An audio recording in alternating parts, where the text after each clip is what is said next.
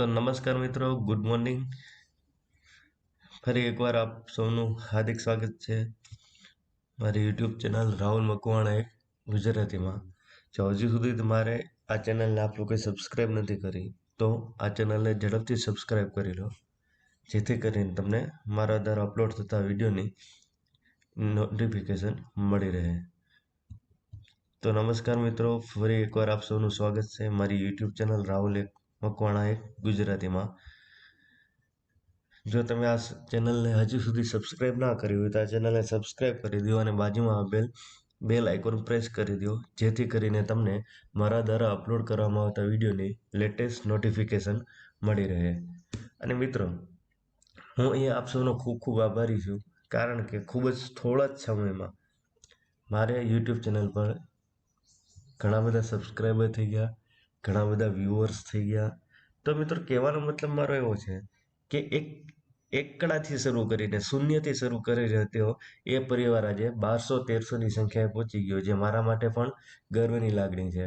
અને હું આશા રાખું છું કે આ આપણો પરિવાર જે છે, મકવાણા રાહુલ એ ગુજરાતી નામનો જે પરિવાર મેં બનાવેલો છે, એ પરિવાર ખૂબ જ વિશાળ થાય અને મારા દ્વારા અપલોડ કરવામાં આવતા વિડીયોની વધુમાં વધુ લોકો લાભ લઈ શકે એવો આપણે પ્રયત્ન કરશું। તો આપણા જ ભાઈઓ મિત્રો સાથે આ વિડીયોને વધુમાં વધુ શેર કરી શકો, જેથી કરીને તે લોકોને પણ એક્ઝામની પ્રિપેરેશનમાં મદદ મળી રહે।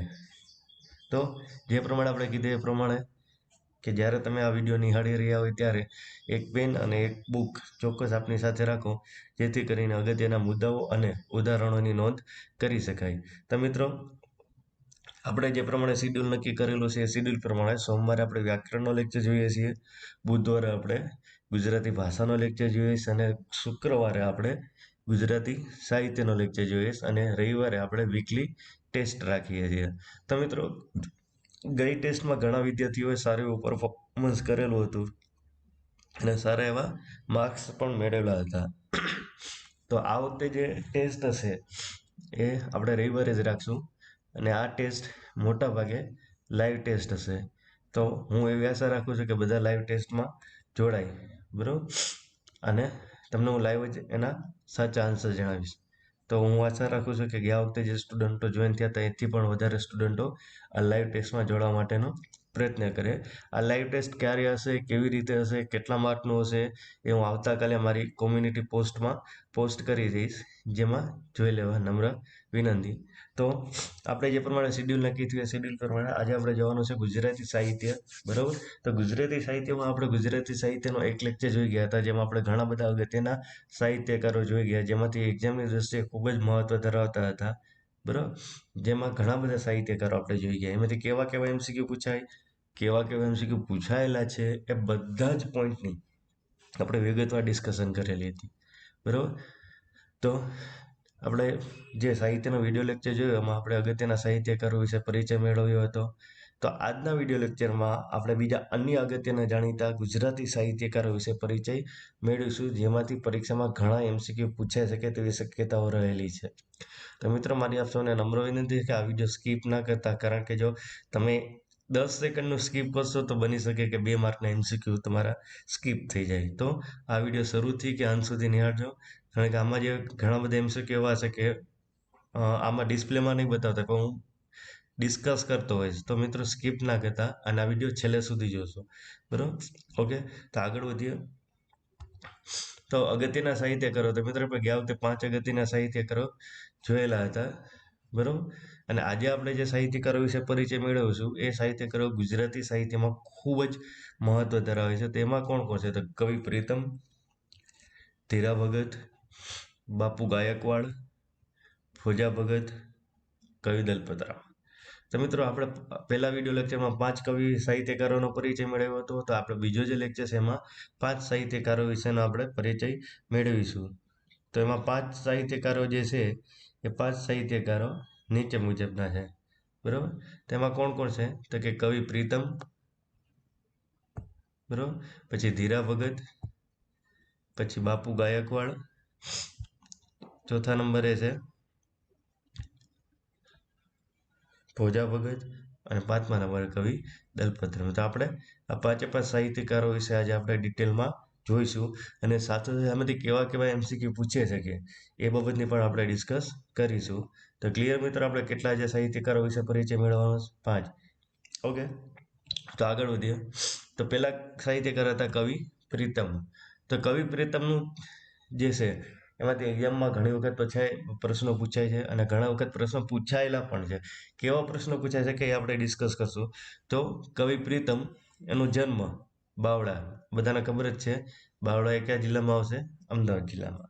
તો કવિ પ્રીતમનું જન્મસ્થળ બાવળા. આ તમારી બુકમાં નોટ ડાઉન કરી લો. બીજી વસ્તુ મિત્રો કે ગઈકાલે મેં એક વિડીયો પોસ્ટ કરેલો હતો મારી બુક વિશે. તેમાં ઘણા બધા મિત્રોએ મારી બુક મંગાવી છે. તો એ મારા માટે એક આનંદની વસ્તુ છે, કારણ કે હવે હું કદાચ જે ભણાવતો હોય છે એ તમને કહી દઈશ કે પેજ નંબર આ પર ડિટેલ આપેલું છે, પેજ નંબર આ પર વધારે ઉદાહરણ આપેલા છે, પેજ નંબર આ પર તમને વધારે ડિટેલ આપેલી છે. તો મિત્રો, આ બુક જે લોકોએ વસાવી લીધી એ લોકો માટે આ વિડીયો હવે જોવા ખૂબ જ સરળ બની જશે, કારણ કે હવે હું પેજ નંબર ઉપર જ આગળ વધીશ. બરાબર. સપોઝ કે કોઈ પોઈન્ટ હશે તો હું કહીશ કે પેજ નંબર 91 પર જુઓ, આ વિશે મેં ડિટેલ આપેલી છે. તો જે લોકોએ હજુ સુધી આ બુક ઓર્ડર નથી કરી તો એ લોકોને નમ્ર વિનંતી છે કે આ બુક આપ ફટાફટ મંગાવી લો, જેથી કરીને તમને પ્રિપેરેશન માટે ઇઝી પડે. ઓકે, તો કવિ પ્રીતમ, એનું જન્મસ્થળ છે બાવળા, જે અમદાવાદ જિલ્લામાં આવેલું છે. અહીંયા ખાસ મોસ્ટ ટાઈમ પે મિત્રો 18મી સદીના ભૂષણરૂપ કવિ. તો કવિ પ્રીતમને કયું બિરુદ આપવામાં આવ્યું હતું? તો કે 18મી સદીના ભૂષણરૂપ કવિ. મોસ્ટ ટાઈમ પે મિત્રો, અહીંયા તમને એવો પ્રશ્ન પૂછે કે નીચામાંથી કયા સાહિત્યકારને 18મી સદીના ભૂષણરૂપ કવિ તરીકે ઓળખવામાં આવે છે? અલગ અલગ ઓપ્શન હશે, પણ જો ભૂષણરૂપ કવિ શબ્દ આવે એટલે આપણા મગજમાં યાદ આવવું જોઈએ કવિ પ્રીતમ. ક્લિયર મિત્રો? અહીંયા તમારી સામે આ એક માર્કનું એમસીક્યુ. અથવા તો કવિ પ્રીતમને નીચામાંથી કયું બિરુદ આપવામાં આવેલું છે? તો અલગ અલગ બિરુદ હશે, એમાંથી જ આપણે કયું બિરુદ શોધવાનું રહેશે? તો કે ભૂષણરૂપ કવિ. ભૂષણરૂપ કવિ આવે એટલે એક તમારે શબ્દ યાદ રાખવાનો, પ્રીતમ. પ્રીતમ એટલે ભૂષણરૂપ કવિ, ભૂષણરૂપ કવિ એટલે પ્રીતમ. તો ક્લિયર મિત્રો? મોસ્ટ ટાઈમ એમસીક્યુ તમારી બુકમાં નોટ ડાઉન કરી લો કે 18મી સદીના ભૂષણરૂપ કવિ એટલે કવિ પ્રીતમ. આગળ વધીએ. જ્ઞાનમાર્ગી કવિ. જો મિત્રો, આ બધા જ પોઈન્ટ અહીં એક માર્કના એમસીક્યુ છે અને આ બધા જ પ્રશ્નો એક્ઝામમાં પૂછાવાની શક્યતાઓ છે. બરાબર. તો કવિ પ્રીતમનું એક આપણે બિરુદ જોયું, ભૂષણરૂપ કવિ. બીજું જે બિરુદ જોયું એ છે જ્ઞાનમાર્ગી. જો જ્ઞાનમાર્ગનો વડલો પૂછે તો મિત્રો અહીંયા મિસ્ટેક ના કરતા. જ્ઞાનનો વડલો પૂછે તો કવિ અખા ભગત, અને જ્ઞાનમાર્ગી કવિ પૂછે તો કવિ પ્રીતમ. કન્ફ્યુઝ ન થતા મિત્રો. આ 2 પોઈન્ટ તમારે લખવા તો લખી લો, કારણ કે આપણે અગાઉ પણ ભાષાના વિડીયો લેક્ચરમાં આપણે ડિસ્કશન થયેલું છે કે જ્ઞાનનો વડલો પૂછે તો કવિ અખા ભગત, અને જ્ઞાનમાર્ગી કવિ પૂછે તો કવિ પ્રીતમ. ક્લિયર મિત્રો? તો આગળ વધીએ. તો પ્રીતમનું જન્મસ્થળ બાવળા, અમદાવાદ.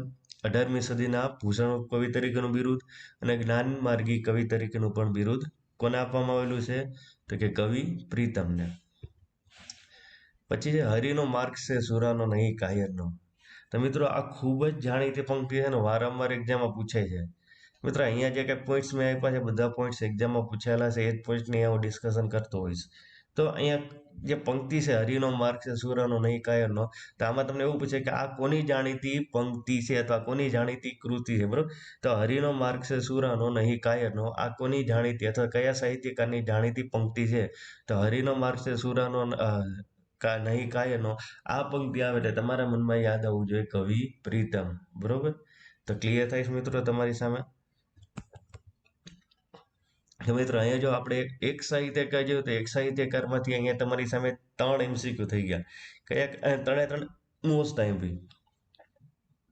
તો પહેલો પોઈન્ટ કયો હતો? તો કે એનું જન્મ. તો કવિ પ્રીતમનું જન્મસ્થળ બાવળા, જિલ્લો અમદાવાદ. કયું બિરુદ આપવામાં આવ્યું? તો કે 18મી સદીના ભૂષણરૂપ કવિ. બીજું કયું બિરુદ આપવામાં આવ્યું? જ્ઞાનમાર્ગી કવિ. અને કવિ પ્રીતમ શબ્દ આવે એટલે સીધું આપણો મગજમાં લાઈટ થઈ જવી જોઈએ. બાવળા, ભૂષણરૂપ કવિ, જ્ઞાનમાર્ગી કવિ અને હરિનો માર્ગ સસુરાનો નહીં કાયરનો. આ 4 પોઈન્ટ, આટલા પોઈન્ટ યાદ રાખો. અથવા તમે બુકમાં નોટ ડાઉન કરતા હોય તો ખાલી આટલા પોઈન્ટ નોટ ડાઉન કરી લો. બાવળા, ભૂષણરૂપ કવિ, જ્ઞાનમાર્ગી કવિ અને હરિનો માર્ગ છે સુરાનો નિકાયનો. આ 4 પોઈન્ટ લખી લો એટલે તમારા એ પ્રીતમમાંથી કોઈ પ્રશ્ન પૂછે તો તમને આવડી જાય. તો ક્લિયર મિત્રો, હું આશા રાખું છું કે કવિ પ્રીતમમાંથી હવે કોઈ તમને MCQ પૂછે તો તમને આવડી જશે. તો આગળ વધીએ. ધીરા ભગત. તો ધીરા ભગત એનું જન્મસ્થળ ગોઠડા એટલે કે વડોદરા જિલ્લામાં. મૂળ નામ મિત્રો, ઘણીવાર તમને સાહિત્યકારોના મૂળ નામ પણ પૂછે છે. તો ધીરા ભગતનું મૂળ નામ હતું ધીરા પ્રતાપ બારોટ. શું નામ હતું? ધીરા પ્રતાપ બારોટ. જન્મસ્થળ ગોઠડા એટલે કે વડોદરા જિલ્લાનું. મૂળ નામ તો કે ધીરા પ્રતાપ બારોટ. કાફીની રચના કરનારા મિત્રો, અહીંયા ખાસ ધ્યાન આપજો. કાફીના રચયિતા, કાફીની રચના કરનાર કોણ હતા? ધીરા ભગત. અહીંયા મિત્રો એક પોઈન્ટ તમારી સામે મૂકું છું, ખાસ કન્ફ્યુઝ ન થતા. કાફીની રચના કરનાર સાહિત્યકાર તો ધીરા ભગત. ચાબખા હોય તો ભોજા ભગત. બરોબર. તો અહીંયા ખાસ ધ્યાન રાખજો, અહીંયા તમારી સામે કન્ફ્યુઝન ના થવી જોઈએ. કાફી પૂછે તો ધીરા ભગત અને ચાબખા પૂછે તો ભોજા ભગત. અહીંયા આ બંને નામ સરખા એટલે કન્ફ્યુઝ ના થતા.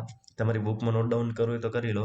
કાફીની રચના કરનાર સાહિત્યકાર તો ધીરા ભગત અને ચાબખાની રચના કરનાર તો કે કવિ ભોજા ભગત. તો મિત્રો આ 2 MCQ એવા છે કે જે કન્ફ્યુઝ કરેવા હતા, એટલે અહીંયા મેં એ બાબત તમારી સામે ક્લિયર કરી. તો મિત્રો ધીરા ભગત એટલે કાફીની રચના કરનાર. અથવા તો આ પ્રશ્ન તમને ટ્વિસ્ટ કરીને એવું પૂછે કે નીચેનામાંથી કયા સાહિત્યકારને કાફીના પિતા તરીકે ઓળખવામાં આવે છે? અથવા તો નીચેનામાંથી કયા સાહિત્યકારને કાફીના જનક તરીકે ઓળખવામાં આવે છે? અથવા તો નીચેનામાંથી કયા સાહિત્યકારને કાફી રચવાની શરૂઆત કરી અથવા કાફીની શરૂઆત કરી? તો પણ આપણો જવાબ શું આવશે? ધીરા ભગત. તો મિત્રો ખ્યાલ આવે સામેથી કેવા MCQ પૂછી શકે? બરોબર. તો ધીરા ભગત, એનું જન્મસ્થળ ગોઠડા, મૂળ નામ ધીરા પ્રતાપ બારોટ, કાફીની રચના કરનાર. જેથી મેં અગાઉ જ કીધું કે કાફીના પિતા પૂછે, કાફીના જનક પૂછે કે કાફીની શરૂઆત કરનાર પૂછે, પણ કાફી આવે એટલે આપણો જવાબ હોવો જોઈએ ધીરા ભગત. ક્લિયર? તો કાફી શું છે?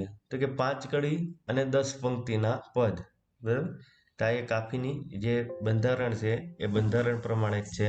બરાબર, કે 5 કડી હશે અને 10 પંક્તિનું એક પદ હશે. એ પદને શું કહેવાય? કાફી. તો ક્લિયર મિત્રો, કાફી એટલે શું હશે? ઓકે. તો આગળ વધીએ. તો કાફીની પણ જે ધીરા ભગત છે એની પણ એક જાણીતી પંક્તિ છે, રામ રાખે તેને કોણ ચાખે.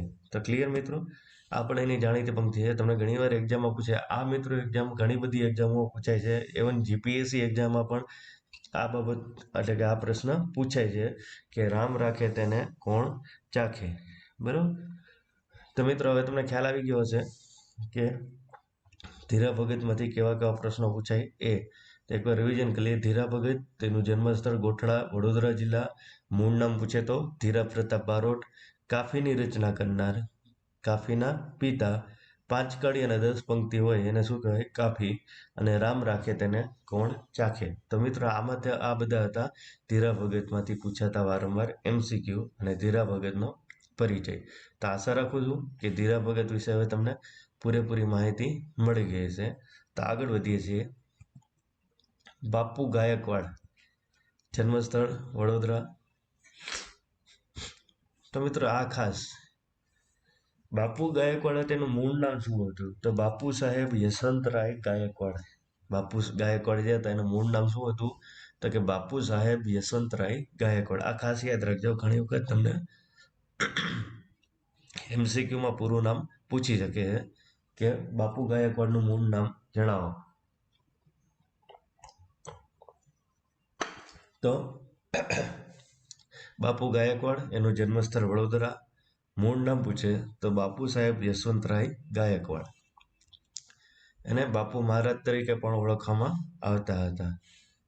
ખાસ અહીંયા ધ્યાન આપજો મિત્રો, રામ રાજ્ય મરણ પ્રસંગે ગવાય છે. તો આ રામ રાજ્ય જે છે એક સાહિત્યનો પ્રકાર છે. જેમ મરસિયા હોય છે કે જે મરણ પ્રસંગે ગાવામાં આવે છે, એવી જ રીતે રામ રાજ્ય પણ એક કૃતિ છે કે જે કૃતિ ખાસ કરીને ક્યારે ગાવામાં આવે છે? તો મરણ પ્રસંગે. તો અહીંયા તમને એક MCQ એવો પણ પૂછી શકે કે મરણ પ્રસંગે ગાવામાં આવતા રામ રાજ્યની રચના કયા સાહિત્યકારે કરેલી છે? મિત્રો પ્રશ્ન ખાસ સમજો કે મરણ પ્રસંગે ગાવામાં આવતા રામ રાજ્યો એ સાહિત્યની રચના કયા સાહિત્યકારે કરેલી છે?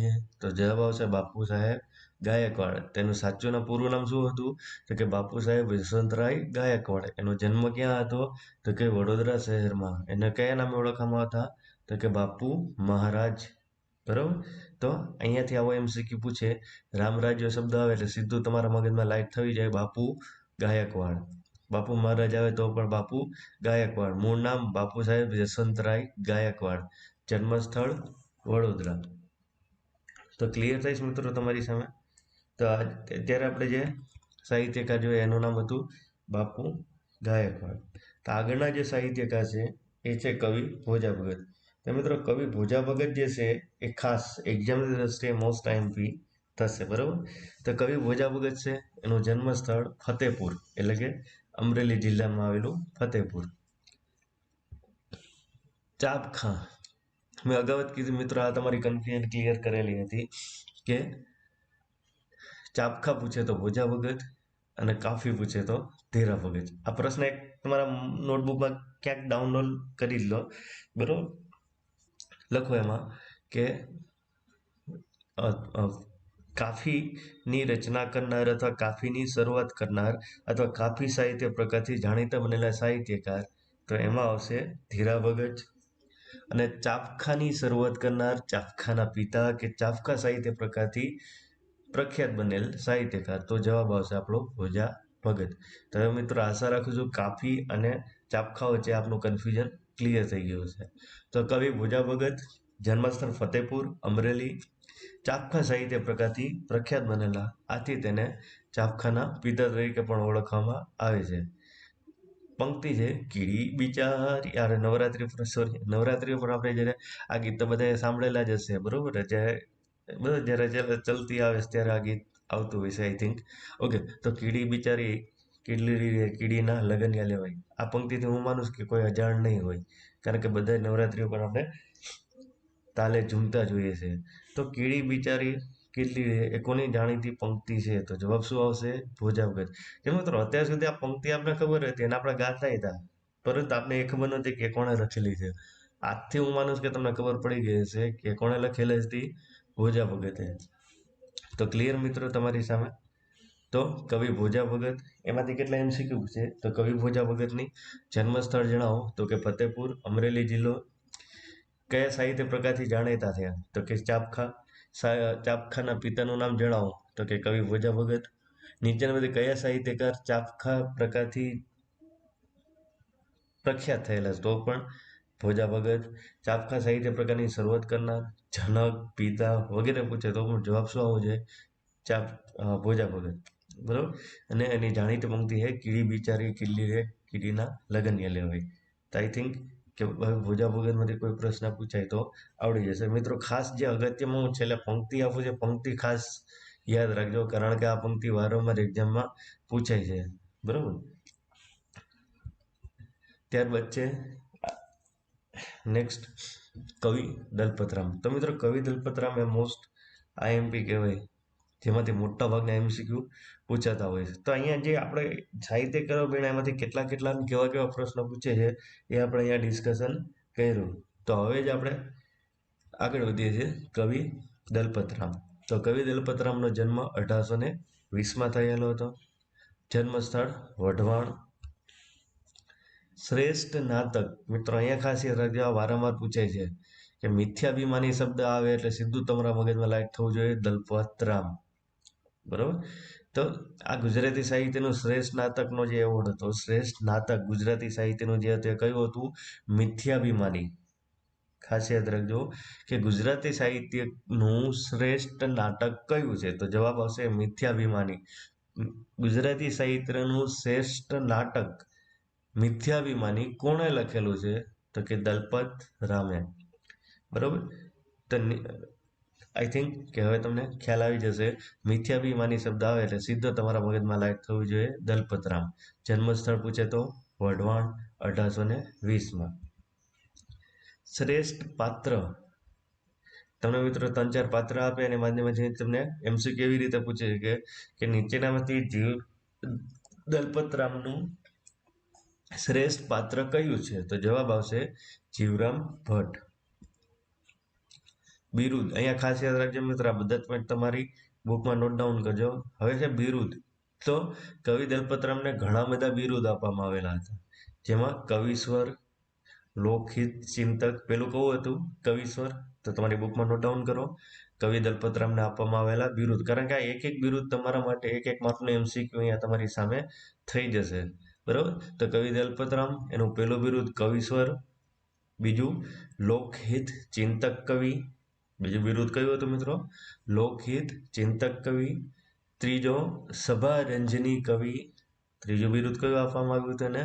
સભારંજની કવિ. મિત્ર, એક એક બિરુદ એક એક માર્કને એમસીક્યુ છે. આ એક લાઈન એક ભલે છે, પરંતુ તમારે એમસીક્યુ તમને ઘણા બધા પૂછાય. ત્યારબાદનું જે બિરુદ છે એ ગુજરાતી વાણી રાણીના વકીલ, ગુજરાતી વાણી રાણીના વકીલ. તો મિત્રો અહીંયા જો કવિ દલપતરામને કેટલા બિરુદ આપવામાં આવેલા છે? કવિશ્વર, લોકહિત ચિંતક કવિ, સભારંજની કવિ, ગુજરાતી વાણી રાણીના વકીલ.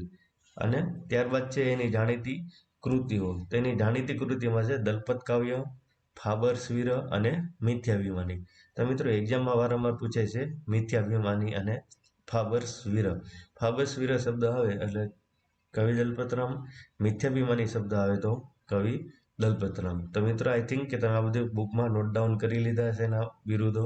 બરાબર. એકવાર રિપીટ કરી દઉં, કારણ કે આ એક્ઝામમાં વારંવાર પૂછે છે કે નીચેનામાંથી કયા સાહિત્યકારને કવિશ્વર તરીકેનું બિરુદ મળેલું છે? તો જવાબ આવશે દલપતરામ. નીચેનામાંથી કયા સાહિત્યકારને લોકહિત ચિંતક તરીકેનું બિરુદ મળેલું છે? તો કવિ દલપતરામ. નીચેનામાંથી કયા સાહિત્યકારને સભારંજની કવિ તરીકેનું બિરુદ મળેલું છે? તો પણ કવિ દલપતરામ. અને નીચેનામાંથી કયા સાહિત્યકારને ગુજરાતી વાણી રાણીના વકીલ તરીકેનું બિરુદ મળેલું છે? તો પણ આપણો જવાબ આવશે કવિ દલપતરામ. તો હું એવું માનું છું કે હવે તમારે દલપતરામ સાથે આખો કોન્સેપ્ટ ક્લિયર થઈ ગયો છે. એના ખાસ બે કૃતિઓ યાદ રાખવાની રહેશે તમારે. ફાબર્સવીર પૂછે તો કવિ દલપતરામ, અને મિથ્યાભિમાની પૂછે તો પણ કવિ દલપતરામ. તો ક્લિયર મિત્રો? અહીંયા આપણે 4 સાહિત્યકારો જોયા. કયા કયા સાહિત્યકારો જોયા? કવિ પ્રીતમ, ધીરા ભગત, બાપુ ગાયકવાડ, ભોજા ભગત અને કવિ દલપતરામ. તો એકવાર ખાસ રિવિઝન કરી લઈએ. કવિ પ્રીતમ, જન્મ બાવળા, અમદાવાદ, 18મી સદીના ભૂષણરૂપ કવિ, જ્ઞાનમાર્ગી કવિ, હરિનો માર્ગ સસુરાનો નહીં કાયર. આ પંક્તિ મિત્રો ખાસ યાદ રાખજો, ખાસ તમે બુકમાં નોટ ડાઉન કરી લેજો કે હરિનો માર્ગ સસુરાનો નહીં કાયરનો આ કોની જાણીતી પંક્તિ છે? તો જવાબ આવશે કવિ પ્રીતમ. જ્ઞાનમાર્ગી કવિ પૂછે તો પણ કવિ પ્રીતમ, ભૂષણરૂપ કવિ પૂછે તો પણ કવિ પ્રીતમ, અને બાવળામાં જન્મ, બરાબર, કવિ પ્રીતમનું જન્મસ્થળ પૂછે તો બાવળા, અમદાવાદ. ત્યાર પછી ધીરા ભગત, એનો જન્મ ગોઠડા, વડોદરા, મૂળ નામ ધીરા પ્રતાપ બારોટ, કાફીની રચના કરનાર, કાફીના પિતા, 5 કડી અને 10 પંક્તિનું પદ એટલે કાફી. રામ રાખે તેને કોણ ચાખે. તો મિત્રો એક્ઝામમાં તમને પૂછે છે કે રામ રાખે તેને કોણ ચાખે, આ કોની જાણીતી પંક્તિ છે? તો આપણો જવાબ આવશે ધીરા ભગત. કાફીના પિતા તરીકે કોને ઓળખવામાં આવે છે? ધીરા ભગત. કાફીની શરૂઆત કોણે કરી? તો પણ ધીરા ભગત. ધીરા ભગતનું મૂળ નામ જણાવો તો ધીરા પ્રતાપ બારોટ. ધીરા પ્રતાપ ભગતનો જન્મસ્થળ જણાવો તો ગોઠડા એટલે કે વડોદરા જિલ્લો. ત્યારબાદ હતા બાપુ ગાયકવાડ, જેનો જન્મસ્થળ વડોદરા. મૂળ નામ બાપુ સાહેબ યશવંતરાય ગાયકવાડ. બાપુ મહારાજ. રામ રાજ્ય જે મરણ પ્રસંગે ગવાય છે એ કોણે રચેલા છે? તો કે બાપુ ગાયકવાડે. તો મિત્રો અહીંયાથી તમને એમસીક્યુ પૂછે કે મરણ પ્રસંગે અથવા મરણ સમયે ગાવામાં આવતા રામ રાજ્યની રચના કયા સાહિત્યકારે કરેલી છે? તો કે બાપુ ગાયકવાડ. બરોબર. બાપુ ગાયકવાડને કયું બિરુદ આપવામાં આવ્યું હતું? તો કે બાપુ મહારાજ. બાપુ મહારાજનું અથવા બાપુ ગાયકવાડનું મૂળ નામ જણાવો તો કે બાપુ સાહેબ યશવંતરાય ગાયકવાડ. બાપુ ગાયકવાડનું જન્મસ્થળ જણાવો તો કે વડોદરા. ત્યારબાદ હતા કવિ ભોજા ભગત, એનો જન્મ ફતેપુર, અમરેલી. ચાપખા સાહિત્ય પ્રકારથી જાણીતા બનેલા. જાણીતી પંક્તિમાં કીડી બિચારી કીટલીડી રે, કીડીના લગનિયા લેવાય. તો મિત્રો અહીંયાથી તમને આ પંક્તિ ખાસ યાદ રાખી લેજો, કીડી બિચારી કેટલી રે, કારણ કે વારંવાર એક્ઝામમાં પૂછે છે. અત્યાર સુધી ગીત આપણે જાણીતું હતું, પરંતુ એ કોણે લખેલું તે ખબર ન હતી. આઈ થિંક હવે જ્યારે પણ નવરાત્રિમાં તમે આ ગીત ઉપર ઝૂમશો કે નાચશો ત્યારે તમને અચાનક કવિ ભોજા ભગત યાદ આવી જશે, કારણ કે કોણે લખેલું છે? કવિ ભોજા ભગતે. ઓકે. તો ત્યારબાદ તમને એવું પૂછે કે નીચેનામાંથી કયા સાહિત્યકારને ચાપખાના પિતા તરીકે ઓળખવામાં આવે? તો પણ જવાબ રહેશે કવિ ભોજા ભગત. નીચેનામાંથી કયા સાહિત્યકારે ચાપખાની શરૂઆત કરી? તો પણ કવિ ભોજા ભગત. નીચેનામાંથી કયા સાહિત્યકારને ચાપખાના જનક તરીકે ઓળખવામાં આવે? તો પણ કવિ ભોજા ભગત. નીચેનામાંથી કયા સાહિત્યકાર ચાફખા સાહિત્ય પ્રકારથી જાણીતા બનેલા? તો પણ કવિ ભોજા ભગત. નીચેનામાંથી કયા સાહિત્યકારનું ચાફખા સાહિત્ય પ્રકાર વખણાય છે? તો પણ કવિ ભોજા ભગત. અને તેનું જન્મસ્થળ પૂછે તો ફતેપુર. તો ક્લિયર મિત્રો, આમાંથી કેવા કેવા એમસીક્યુ પૂછી શકે. ત્યાર પછી કવિ દલપતરામ. કવિ દલપતરામ જન્મ 1820, જન્મસ્થળ વઢવાણ.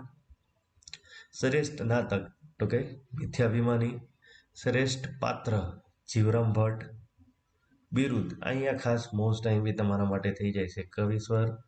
એને કેટલા બિરુદ આપેલા હતા કે કવિશ્વર, લોકહિત ચિંતક કવિ, સભારંજની કવિ, ગુજરાતી વાણી રાણીના વકીલ. તો એનું શું હતું? એને મળેલા બિરુદો. ત્યારબાદ એની કૃતિમાં દલપત કાવ્ય, ફાબર્સવીર અને મિથ્યાભિમાની. બરોબર. તો મિત્રો અહીંયા જો તમારી સામે કહેવાનું છે કે મિથ્યાભિમાની કોની જાણીતી કૃતિ છે? તો કવિ દલપતરામ. ફાબર્સવીર એ કોની જાણીતી કૃતિ છે? તો કે દલપતરામ. નીચેનામાંથી કયા સાહિત્યકારને ગુજરાતી વાણી રાણીના વકીલ તરીકેનું બિરુદ આપવામાં આવેલું? તો પણ કવિ દલપતરામ. અથવા આ પ્રશ્ન તમને એવું પૂછે કે નીચેનામાંથી કયું બિરુદ કવિ દલપતરામને આપવામાં આવેલું નથી? કવિશ્વર, લોકહિત ચિંતક, ગુજરાતી વાણી રાણીના વકીલ અને સુરતાની વાડીનો મીઠો મોરલો.